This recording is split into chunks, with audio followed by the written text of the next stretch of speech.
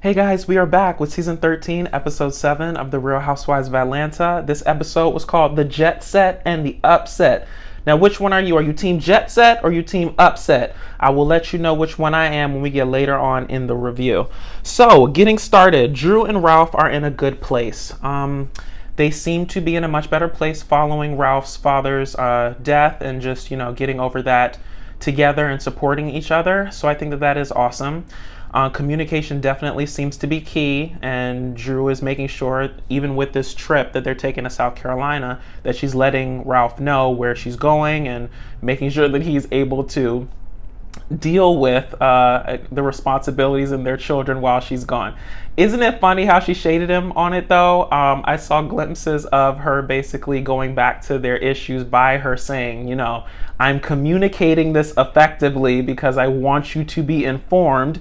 Unlike when he went off to Tampa, but we're gonna figure out one day about his other family in Tampa. I don't know if that to be a fact, but I feel it in my spirit that it may be somebody is in Tampa, but we're not gonna spend time on this episode. I'm going to move forward, I promise.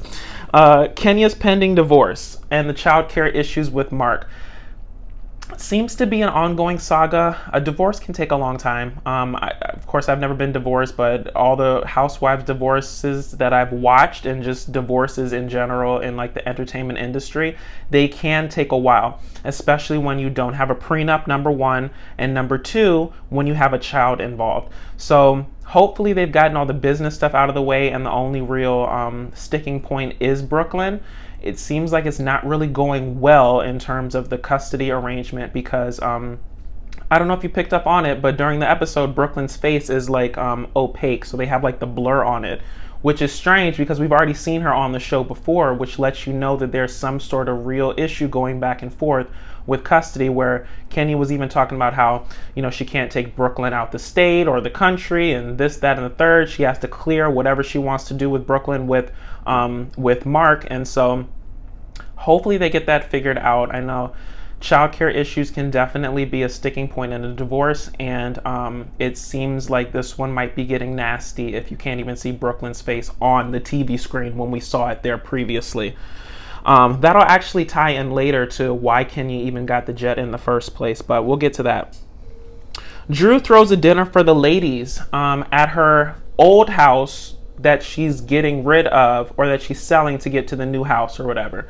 I thought that was a cool thing. Listen, if you have an empty house, why not throw a quick party? If the new house is full with all your stuff and the old house is still empty and you still have it for a little bit longer, why not? Did y'all catch how Drew's chef and her therapist are both named Love? Now, I thought they were the same person at the first time that I saw it, but then I was like, well, I went back and I was like, okay, no, these are two different people. But just think of like the probabilities of having two different people in your life that both have a very unique name. Like Love is not a very common name for a first name for someone. So she got Chef Love, and she has Therapist Love. So Drew got a lot of love in her life. Good for her.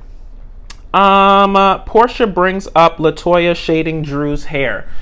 I think it needed to be said. I mean, Drew didn't know, and Porsha's job on the show, as are all the housewives' job, is to bring up mess at sit-down dinners and get-togethers. So, listen, Porsha showed up for work today. That's what she did. Now, she showed up for work in a very grand way because not only did she bring up the issue, she took the whole bus, and the bus is over here, and then she brought up the bus, and she put the bus right down on Kandi and Cynthia. They were just like up under the bus, just all up under the bus. That is the definition of throwing shade on top of somebody.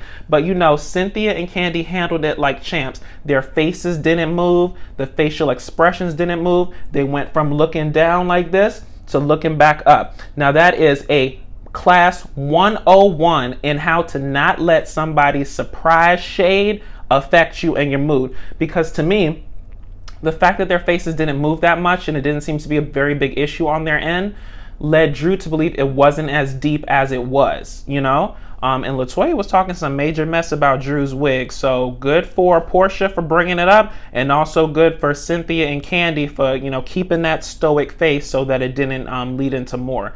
What I thought was strange was Earlier in the episode, when Kenya and Latoya were at lunch, it seemed like Latoya wanted to be invited, or actually, no, it was Kenya who wanted Latoya to be invited because she sort of forced an invitation out of Drew. And so if someone invites you to something, you should go. So it was strange that she didn't come, but in hindsight now, with all the stuff that happened at the dinner, it was probably for the best that she didn't come. Continuing on to the sit-down portion of the meal.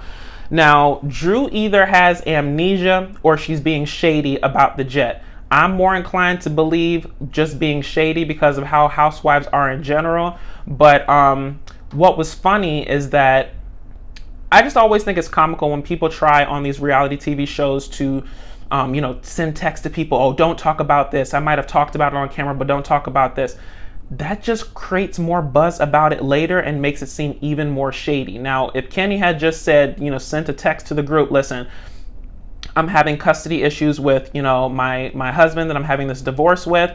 I don't have childcare set up for this. And I'm going to get a jet so that I can take me, the child, and the nanny down earlier to get everything set up. I think it would have gone over better than the whole secretness around it. Because when you have the secretness around it, people's emotions get into mix because they feel slighted in some kind of way. But Drew definitely was shady about the jet. Is the jet a big deal? I think that's the sort of overarching theme of this episode. Is the jet a big deal? I see it both ways.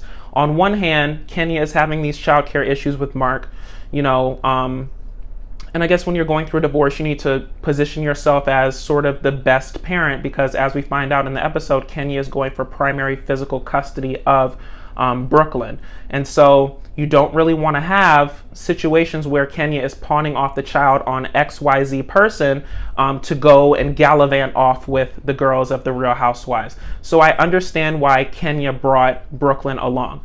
I don't necessarily know why it had to be on a private jet.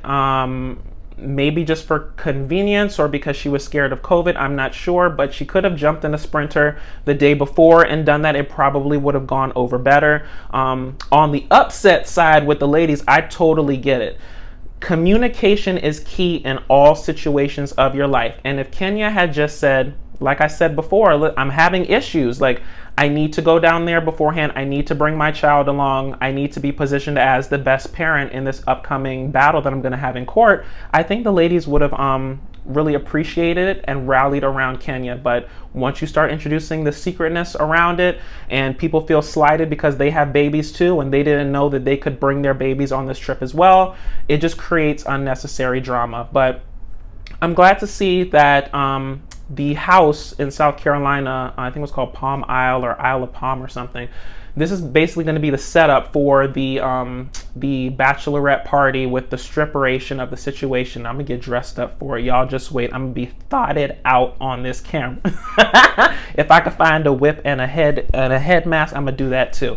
But that's later in another episode. That was in the preview. But anywho, guys, that's really all I had to say about this episode. Not a lot went on. It seemed like a setup episode, almost like a filler episode. So hopefully we'll get more updates on the next one with the ladies all being in the same house at the same time. But if you liked what I had to say, please feel free to like, comment, and subscribe. Follow me on Instagram at DatDamnDasher. And until next time, I will talk to you guys later. Bye!